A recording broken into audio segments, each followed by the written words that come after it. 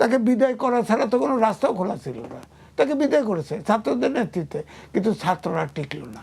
একটি লোক পাই নাই যে নাহিদকে ভোট দিছে, কিন্তু সে নির্বাচিত। বিএনপি এবং জামাত ইসলাম কোনো গোপন চুক্তি করার সায় দিবে এটা আমি বিশ্বাসী নেই, যুক্তিতে ধোপে টেকে না।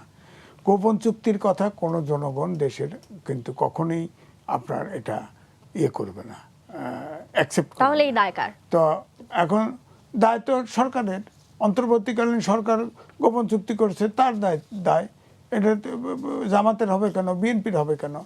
এখন তো আবার বলতেছে, এই কয়েকদিন আগেই আমি দেখলাম পররাষ্ট্রমন্ত্রী বলতেছে যে এই চুক্তি নিয়ে আলোচনা করা যাবে, রিভাইভ বলেন তো দেখি। পরাশক্তি নড়িয়ে গেলে তুলে এনে বিচার করতেছে।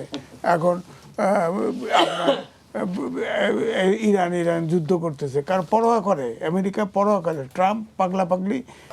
এই চুক্তি আপনি দেখেন, প্রধানমন্ত্রী যে হলো তাকে যখন আপনার কংগ্রেচুলেট করলো লেটারে, সেখানেও কিন্তু ওই চুক্তির কথা স্মরণ করা আছে। সুতরাং এটা নেগোশিয়েট করবে কেমনে? এটা তো স্টেট টু স্টেট এগ্রিমেন্ট হয়েছে, সেটা তো চুক্তিতে যা আছে ওইটা হয়তো অন্য শর্তে নেগোশিয়েট করতে পারে, কিন্তু এটা নেগোশিয়েট হওয়ার কথা না। দ্বিতীয়ত ধরেন আমি আগের অংশটা বলি, ধরেন আমার কাছে ডকুমেন্ট আছে, এখন বিজি প্রেসের ওয়েবসাইটে যাবেন, ওই ভিআইপি যে প্রজ্ঞাপন জারি করেছিল, এটা ডক্টর মোহাম্মদ ইউনূস ভিভিআইপি, এটা কিন্তু নাই এখন। 2000 পাটোয়ারি ভাই জানতে পারে, উনিও জানতে পারে, 2006 সালে আপনার একটা ইয়ে ছিল, ভিভিআইপিদের জন্য প্রোটোকল ছিল। তারা 3 মাস পর্যন্ত ভিভিআইপি হিসাবে এসএসএফ এর ইয়ে পারত, সেটাকে প্রেসিডেন্ট, প্রধানমন্ত্রী এবং বিরোধী দলের নেতা 3 মাস।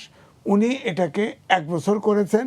এটা করেছেন ফেব্রুয়ারির 10 তারিখ 2026 তারিখ, 1 বছর করেছেন।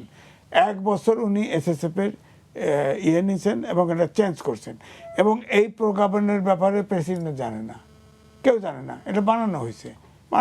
প্রেসিডেন্টের আপনার সাক্ষাৎকার তো আপনাদের হাউসে এই কালের কণ্ঠে ছাপা হয়েছে, সেখানে তো প্রেসিডেন্টের সাথে সংবিধান অনুযায়ী এই যে গোপন চুক্তি করছে, কোনো চুক্তি করলে, বিদেশ সফর করলে প্রেসিডেন্টকে তো জানাইতে হবে।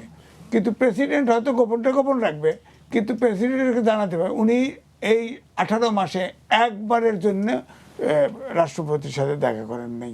তো এই জন্যে আমি বলছি যে, তারপর ধরেন যেটা বলা হয়েছে যে সে ঋণ মাফ করেছে, ডিবেট করা যায়। পাটোয়ারি ভাই বলছে ডিবেট কেমনে?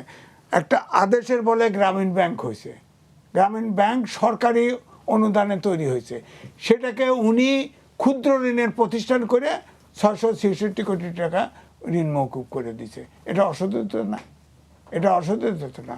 তারপরে সে হায়ার করে আনছে প্রায়, তার অন্তর্বর্তীকালীন সরকার, জীবনের সব আয়োজন এখানে একসাথে,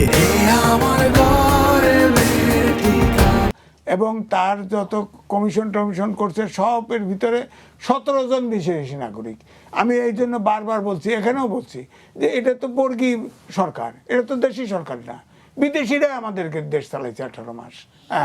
আর বিএনপি ওই ডক্টর মোহাম্মদ ইউনূসের ফাটাবাসার চিপার ভিতরে পড়ছে, পড়ে খালি ইলেকশন পাইছেন।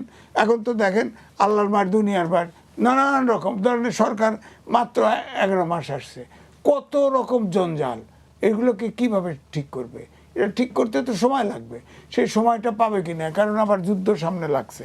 তো এই জন্য আবার এনসিপির কথা বলছে। নাহিদ ইসলাম আমি তার এলাকায় থাকি, আমি বনশ্রী এ ব্লকে থাকি, সবচাইতে বনশ্রীর এই ব্লকটা হচ্ছে সবচাইতে বড় বাজার মার্কেট আছে।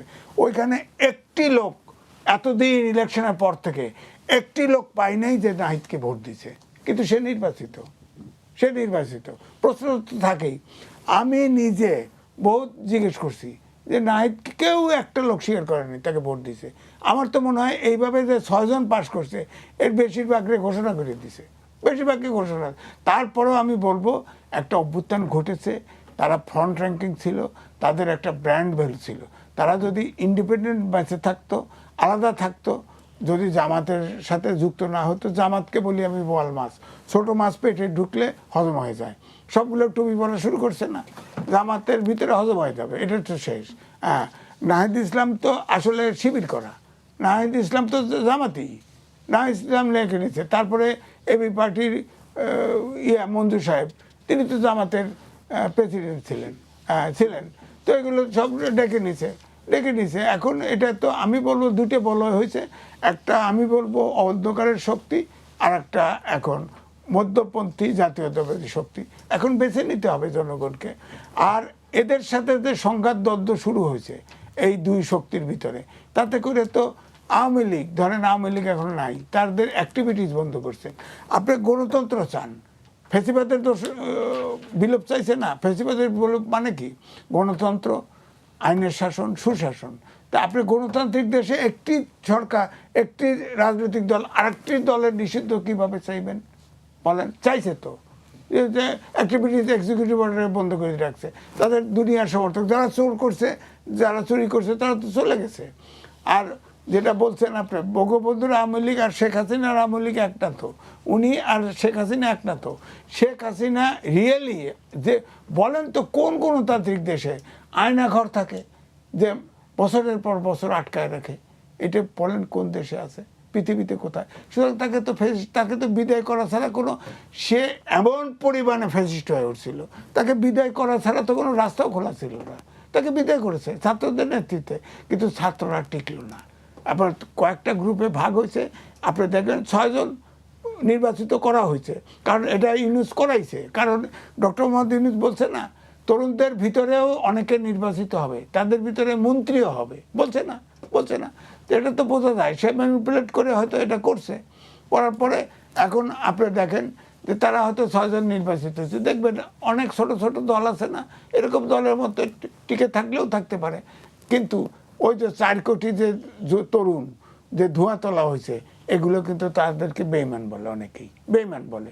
আর আমাদের দেশে পারিবারিক শাসন আছে না, পারিবারিক চর্চা আছে না, পরিবারের যে হেডম্যান, তিনি সিনিয়র, তার কথা শোনে না যুবকরা? তাদের কথা তো শোনে। 4 কোটি লোক যদি একসাথে ভোট দিত, তাহলে তো এখন 4 কোটি লোক নিয়ে জামাত